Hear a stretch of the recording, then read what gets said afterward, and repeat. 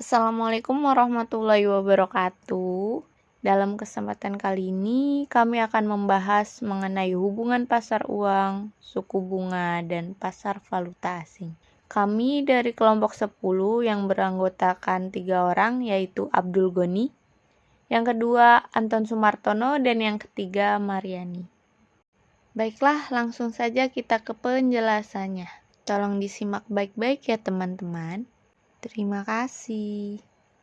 Pengertian pasar uang.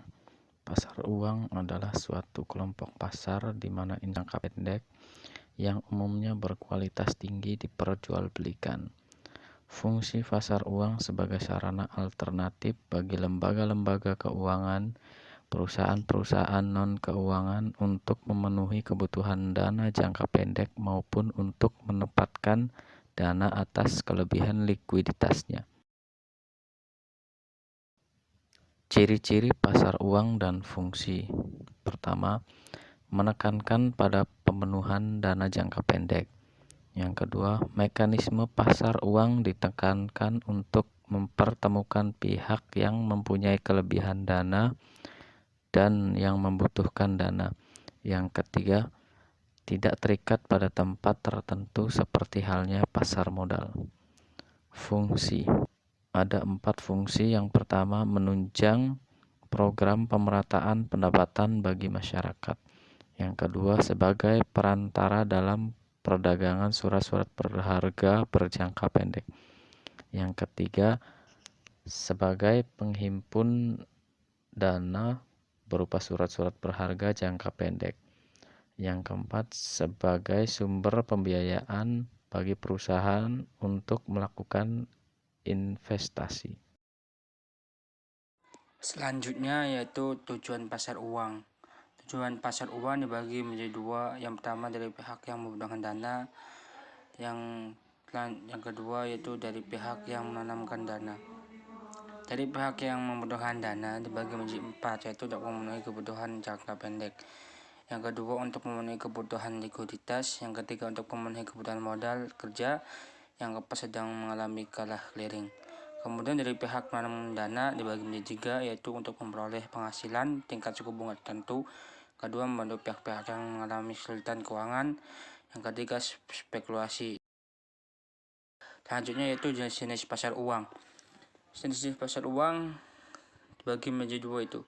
Yang pertama yaitu pasar modal yang terdiri dari pasar primer dan pasar sekunder yang dibagi lagi menjadi 4. Yang pertama itu pasar saham, pasar obligasi, pasar keuangan, dan pasar berjangka. Yang kedua itu pasar komoditi yang memfasilitasi perdagangan komoditi. Valuta asing. Valuta asing atau yang disebut dengan falas atau yang dalam bahasa asing dikenal dengan foreign exchange atau forex merupakan mata uang yang dikeluarkan sebagai alat pembayaran yang sah di negara lain. Valuta asing akan mempunyai suatu nilai apabila valuta tersebut dapat ditukarkan dengan valuta lainnya tanpa pembatas.